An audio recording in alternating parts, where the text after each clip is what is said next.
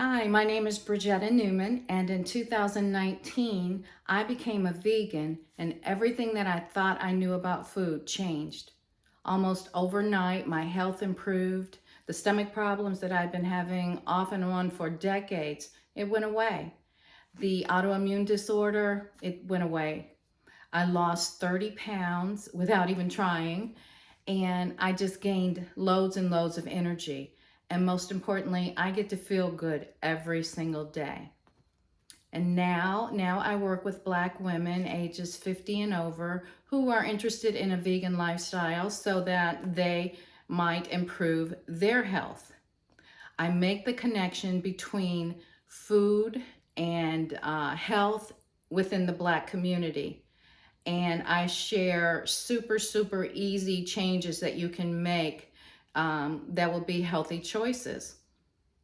So if any of this sounds interesting to you, welcome to my channel, The Vegan Handbook, where we will discuss all things vegan, including meal planning, dining out, and traveling as a vegan. So this will be a good time for me to ask you to like this video and to subscribe and to hit notification. I would thank you. Hit the notification bell and subscribe and like this video. Thank you so much.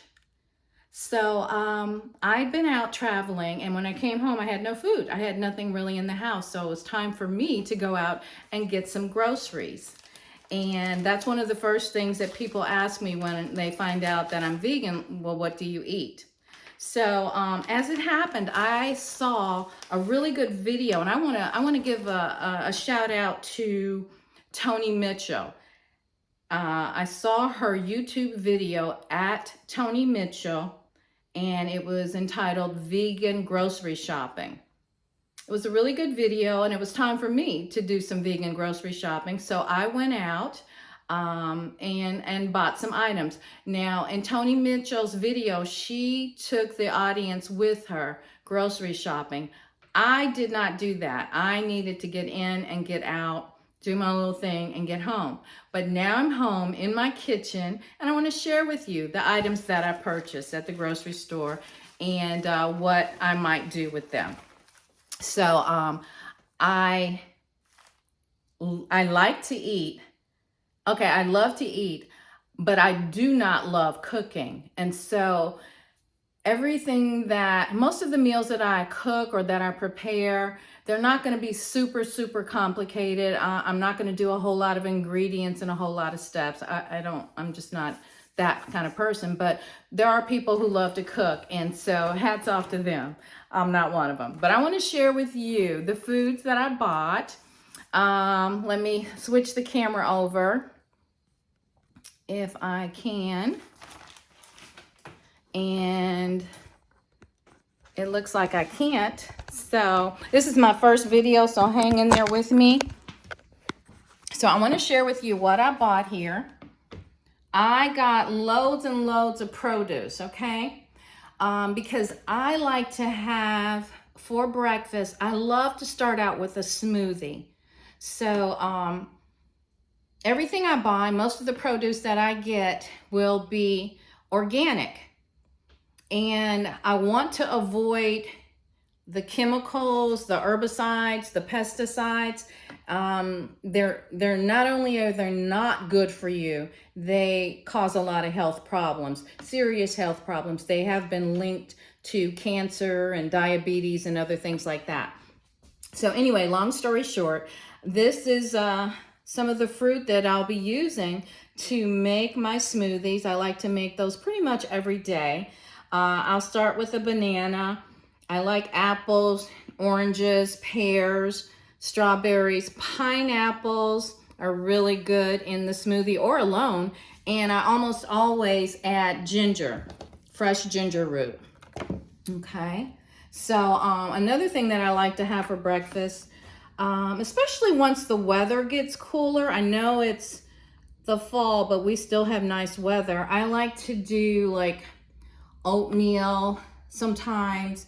Sometimes you just, when it's cold, you want something warm and filling. So I'll do some oatmeals, and there are such things as vegan butter. I don't have any to show you, but you can get those at pretty much any grocery store. Another thing that I use a lot is either almond milk or oat milk.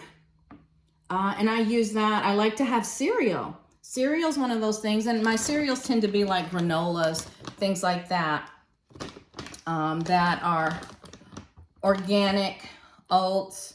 And one of the things that you do need to look at is the ingredients. So when you're looking at the ingredients of the things that you buy, for me, I'm looking at fat content. I am looking at sodium. That's really important, how much salt is in there. I'm looking at sugars and calories, overall calories. It's like I don't want to inadvertently eat something that is not good for me.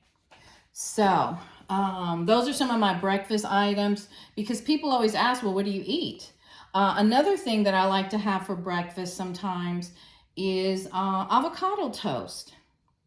And it's easy, of course, to make. I like to use fresh avocado. And, you know, you need the avocado ripe, but not soft. You know, so that's a whole thing. Making sure you time out the use of the avocado. But I like avocado toast. I like teas. I'll do some teas in the morning and in the evening. And I like coffee, but I don't really drink it that often. Now, what I realized is I like a warm drink, but it doesn't have to be coffee.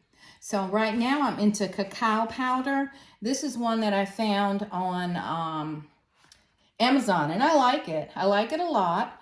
And in fact, I've liked it to the point that it's almost gone. So I'm going to order another one, but I'm going to order other manufacturers because I do want to see, you know, the difference in how they taste. But I do like them to be organic, just to keep the chemicals, pesticides, herbicides away from me as much as possible. Okay. Same thing with my bread. I like whole wheat bread. I like it to be organic, again, the flour and such. But you know, that's a personal choice. But my whole point is keep it as organic as possible. Pretty much everything you eat. So, I got some squash and some zucchini, mushrooms. Let's see, I got some, this is something I'd never tried, and I thought I'd give it a try. It's brown rice and quinoa, and it's pasta, but they used brown rice and quinoa. It's also gluten-free. I'm a little concerned about that part because sometimes gluten-free doesn't taste as good. But I'll let you know. I'll find out about this one. But it's low in fat, it's low in sodium, has 0 sodium, 1 gram of fat. And it's organic, and it's non-GMO. So you know the drill with GMO. It's really, I just call it Frankenfood, where they're making up food in the lab. I like mine to be as, you know, as fresh and as pure as possible, but we are talking about a grocery store. I've got some organic peppers, yellow, red, and orange peppers, some risotto. I meant to buy rice, but I forgot it. So I've got some risotto that will do. And here's something else new I saw, and it's pasta, linguine pasta made from hearts of palm. So I checked the ingredients immediately, and only 1 or 2 ingredients, so it's not super processed. And 0 fat, 2 grams of fiber, 2% sodium. So, okay, that didn't scare me off. I'm going to give it a try, and we'll see what that tastes like. Moving on, This time of year, well, I love butternut squash, and as the weather gets cooler, I don't know about you, but I crave heavier types of food. So butternut squash, it was calling to me. and and then I got some kale. I like to, there are a couple of different things I'll do with the kale.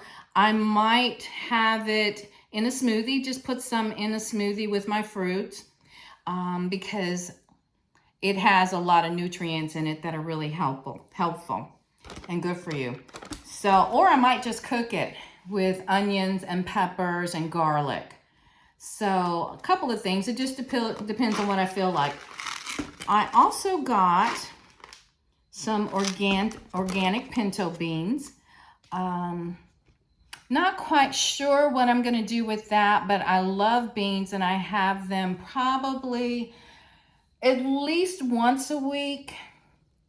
For instance, I like to make vegetable burritos, that type of thing, and I'll use like these medley of peppers. I'll use onions. I like red onions, but I'll use white onions as well. And, you know, slice those all up and saute those, and they will be the filling for my burrito. Now, there is this such thing as vegan cheese. I don't happen to have any. I don't use it that often. I don't like a lot of processed stuff, but it is definitely an alternative, and I would say a better choice than dairy cheese for a number of reasons. So anyway, back to my burrito. I will put mushrooms, onions, peppers into the burrito. They're sauteed in garlic, or I might add tofu. And in fact, I might cook the tofu any number of ways. Sometimes I'll cube it and kind of coat it with a little bit of avocado oil and then cook it in the air fryer. So that's just one way to do that. And as far as this brown rice and quinoa, on the picture, they're showing this with broccoli. I didn't buy any broccoli, but I do have in my freezer some sweet peas.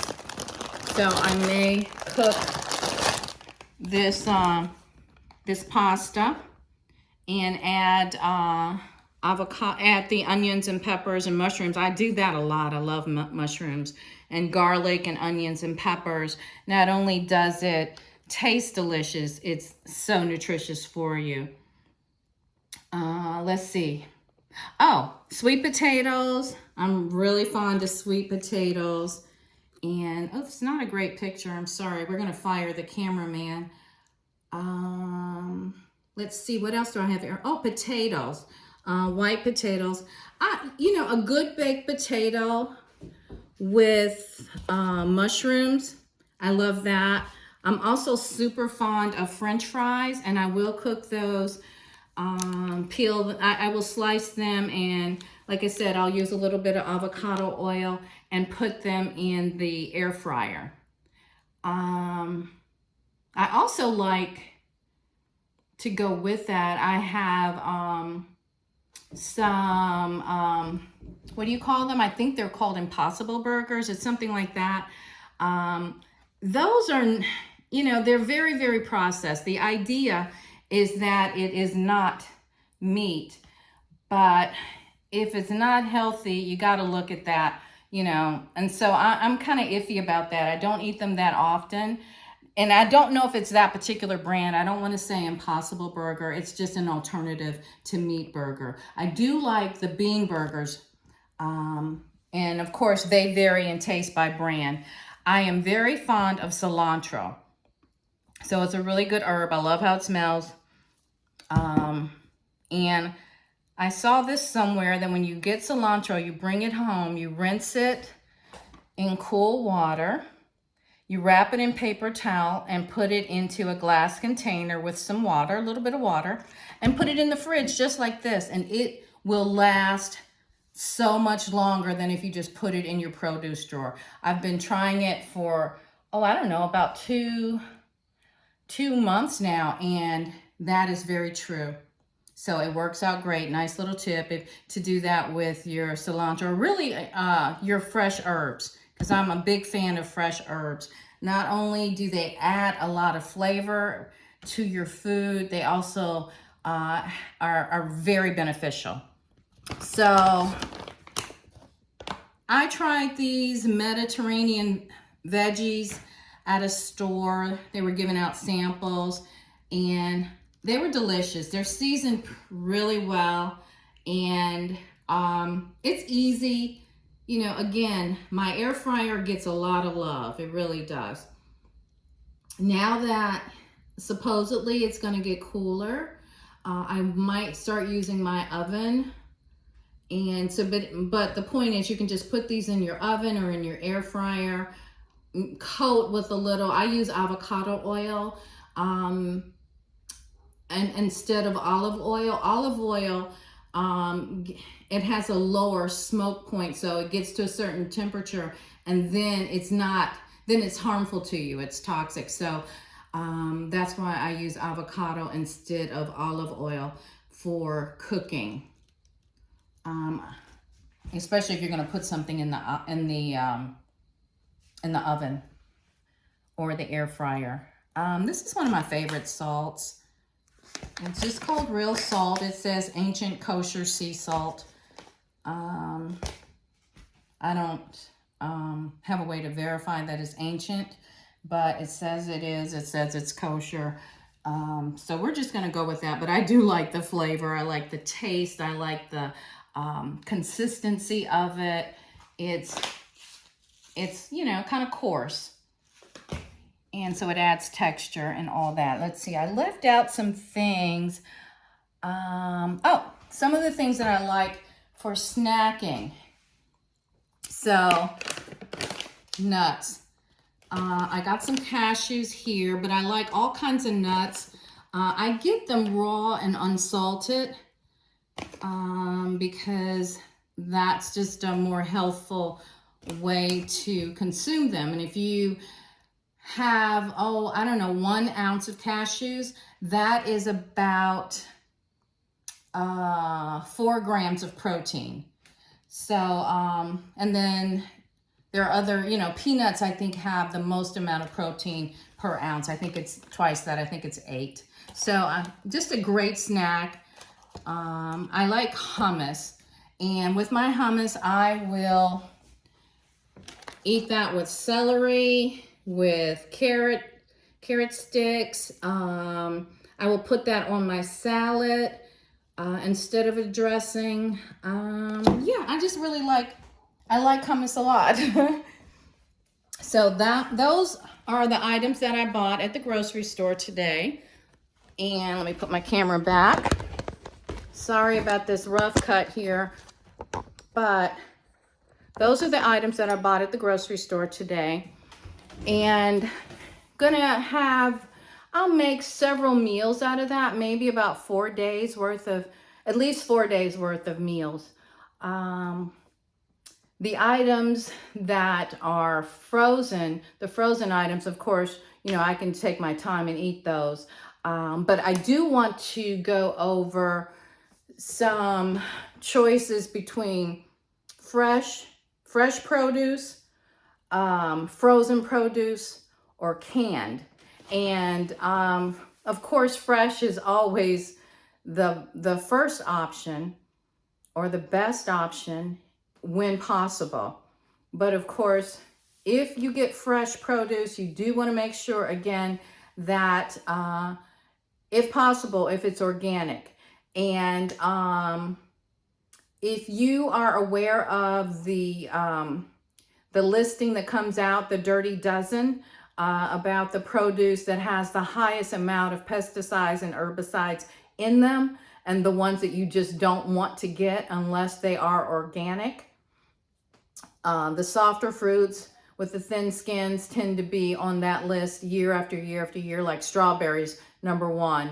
They're going to have a lot of pesticides in them if you don't buy them organic. And even organic, there's still traces of pesticides. So one of the best things to do is to, when you wash your produce, something like strawberries, they say you can, if you wash it in cool water and add a little bit of vinegar, like 1 ounce, if you had a cup, you would add like a tablespoon of vinegar to any cup of water, cool water, and then that would be the ratio for washing your produce, to remove all traces of pesticides. And that's with the organic produce. Now, if you bought the non-organic, then there's some of them that they say just don't. But then there are others that they say if you buy those, then you'll want to soak them. You'll want to soak the non-organic produce for about 10 minutes in cool water. And you can again use either add vinegar to the water solution, or you can add baking soda. And they say that baking soda is the best way to remove the residue on apples. You know, sometimes you get an apple and it's like waxy and you're like, what is this? So you want to soak that in water with maybe a tablespoon, 2 tablespoons of baking soda, just to get all the residue off of it. And if you let it soak for 10 to 15 minutes, that should help get most of the herbicides off of it. Okay. So second choice, frozen produce and frozen fruits. They really are a good alternative. First of all, it's best to buy your produce in season, and you know that's not always possible, because you know, we have all 4 seasons. If you live in a place where there are 4 seasons, if it's not tropical, then you know, you may not want to wait till next year to have a certain piece of fruit. So if it the beauty of frozen produce is that they pick it when it's ripe and then clean it, and then it is flash frozen, and so it's frozen in its peak of ripeness. So when you get it, it's really ideal. It's fresh tasting. You can do a lot of things with it, depending on what it is, if it's fruit or produce. I keep frozen produce in my freezer because at any time you might need it, and it's available for you. I would say, for instance, this will probably be the last chance I get to buy strawberries, and I haven't tasted them yet to see how strawberry-ish they taste, but they are from California. So I'm thinking, well, you know, they probably still are good. So we'll give those a try. But I keep frozen ones. I keep frozen blueberries, so that when it's time for me to make smoothies or add that to a dish, I have it on hand, even though it's not in season. So that was pretty cool. Today the market where I was shopping, they had pineapples. They didn't have them the last time I was there. Now the pineapples are coming from Hawaii, and it's tropical. So I felt like, okay, this is tropical fruit from a tropical place, and it's not from across the world. So it didn't spend, you know, I don't think it spent a month getting here. So I will give the pineapple a try. It's one of my favorite fruits, and it's good for so many things. So we'll give that a try. But again, if you buy, I don't know if they sell frozen pineapple organic. I'm not sure, but that's something, if I find it, I'll keep it on hand.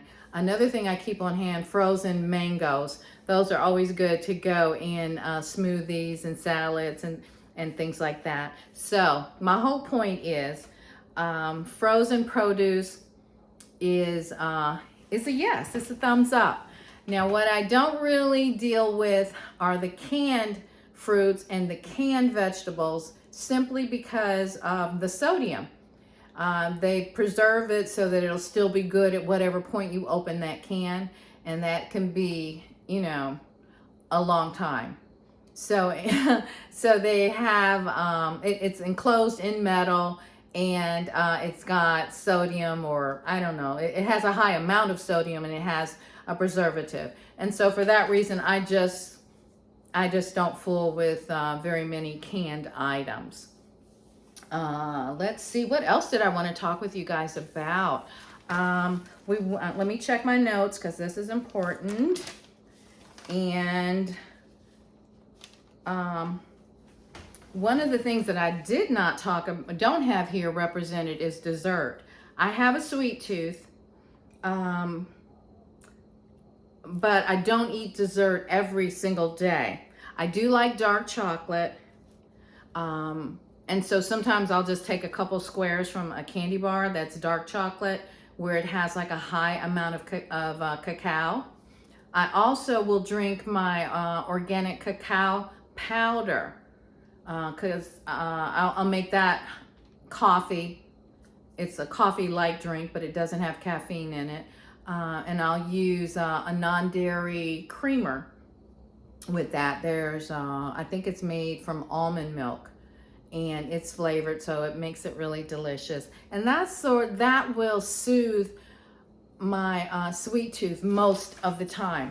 But there are vegan bakeries that are around, and I'm fortunate that there are one or two nearby, or there's a bakery that has a vegan section, I should say, that's nearby. So that's the beauty of I want to say timing. Timing is everything. So at this particular point in time, being a vegan is a worldwide known thing. So that means that when you go to a restaurant and you say you're vegan, they at least have heard of that before. Most people don't know exactly what it is. And to be honest, I didn't know what it was until I became a vegan. I knew it was something like vegetarian, but not quite. And that's all I knew. And I didn't really, didn't affect my life. I didn't really care, to be honest.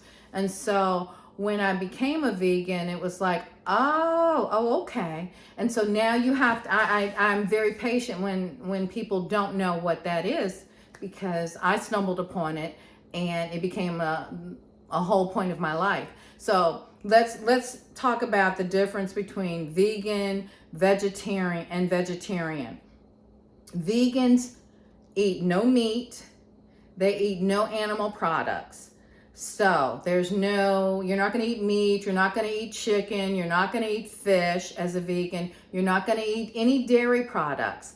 And you're not going to eat anything made with any eggs or anything with eggs. Okay. So it's plant-based. Now, plant-based and vegan could and should mean the same thing, but they don't really. Vegan was really started by someone who was looking out for animals. And so he was making, they were making replacements for food you would normally, like faux plant-based chicken, plant-based hamburgers. So the idea was to make it taste like and look like and feel like whatever that, the burger or chicken or whatever. And with that being the focus and the priority, it was processed, and it wasn't necessarily a healthy alternative. Now, of course, it was very healthy for the animal that did not have to give its life, but it's not necessarily healthy for the human who is consuming it. And so veganism really is just is focusing on not harming animals. Whole food plant-based is really more health focused, and that's where I fall into the category. I'm really about the health focus, and so for that reason I don't eat very many foods that have been processed. as I mentioned before, the faux hamburgers, I tried them, and then, I found out, I bought some, read the ingredients, and so on and so forth. And it's like, yeah, I don't know that that's something that I would continue with. I do, like I said, I do like the bean burgers. And I've seen a lot of recipes to try to make those. I haven't done that yet. Like I said, I don't love to cook. I will cook. And, I'm a good enough cook, but it's not something that I love to do on a regular basis. So, that wasn't my whole point. My point was about veganism versus whole food plant-based versus vegetarian. So vegetarians tend to not eat any meat, but they will still eat dairy, and they will still eat eggs, unless it has a designation of vegetarian lacto-ovo. So I think that means, I can't remember if it means with the dairy or without the dairy. But, so anyway, there are different types of vegetarian. And then there's other, sometimes people are pescatarian, where they eat only seafood. That will be the only, as they say, that's their protein. And then they'll eat fruits and vegetables, but they will add seafood to it. And so protein is a whole conversation. That's, the second thing that people ask you when you're a vegan, like, well, where do you get your protein? It's like, well, yeah, I get my protein from the fruits and vegetables, because they all do have protein. And that's a whole conversation. That's a whole nother video, because most people think, they don't really know how much protein that they need. They don't know how much protein that they eat, and there is a misnomer. There's an idea that you can only get your protein from animals, and it's simply not true. But yeah, I'll do a video on that at a later date, so we can look into that with more detail. So I wanted to share with you, this is what I used when I became a vegan, because the first thing I said was, okay, now what do I eat? And so I started using Pinterest. And Pinterest, I went on there, and whatever it was that I thought I wanted, like, oh, I feel like I want meatloaf and mashed potatoes. Well, I didn't know how to make a meatloaf with no meat. So I would, on Pinterest, you could search for that, and you would put in vegan meatloaf, and all kinds of recipes came up. And so it was just a matter of trying them and trying out the ones that you wanted with you had the ingredients on hand, or most of the ingredients on hand. So anyway, that's where I started out, and I still use them. They're just a phenomenal point of reference for anything you're looking for. One of my favorite recipe sites is Nora Cooks. I've tried quite a few of her recipes, and each one is hitting the mark. I mean, really, really good. So I highly recommend that when I tell people, hey, go to noracooks.com. Also, sweet potato soul. Sweet potato soul. I mean, I'm all in. I'm all in just on those three words. But another thing that people think is like, well, if you don't have meat, how can your food taste good? I don't know. But that's just an idea that people have, and that's not true. We all know, we've had side dishes at like holiday dinners, and the side dishes were hitting. So we know that produce, you can cook it or have it fresh and make it taste delicious. We still use seasonings. That's my whole point. We still use seasonings as vegans, or vegetarians. Let's see. So I wanted to talk a little bit about, we already talked about the pesticides and how they are linked to cancer, diabetes, Parkinson's, Alzheimer's, ALS, birth defects, and reproductive disorders, as well as asthma and COPD. So the pesticides have, a lot of different chemicals that they're just known to be harmful. Some of those pesticides have been removed from the market, but most of them have not. And they weren't removed until after, different organizations did the research and found out, hey, this is harmful and we need to take this off the market. A lot of these pesticides are not used in other parts of the world. And so for that reasons, you can go if you travel internationally, the word organic is not really, doesn't have the same meaning there because they don't put those chemicals on their food to begin with.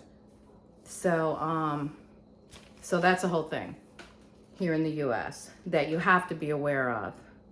So also wanted to talk about one of the number one issues in the Black community is diabetes diagnosis.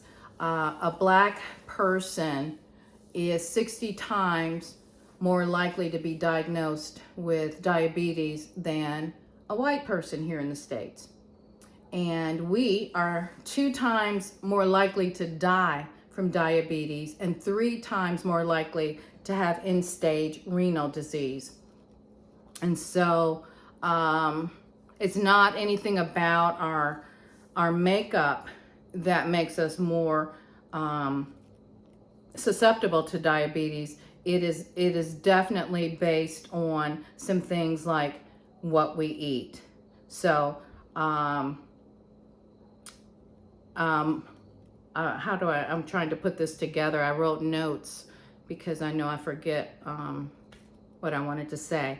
So unhealthy food, marketing campaigns, food deserts. So a lot of times in predominantly or majority communities of color, a lot of times they are food deserts. There may be 1 or 2 grocery stores for a huge area, and produce is not really highlighted. And so that part is important. Another thing that we need to be aware of is physical activity. That is another thing that will help you to prevent and or reverse diabetes. And the third thing is education. You just have to be aware that there is another way to do things that could be healthy for you. And so with that awareness, then you can start to make healthy choices. So eating more fresh fruit and vegetables and decreasing the intake of red meat, fried foods, and fast foods will play a significant role in preventing obesity, diabetes, as well as heart disease. So that is all of the things that I wanted to mention in this video. I think I got it all crammed in.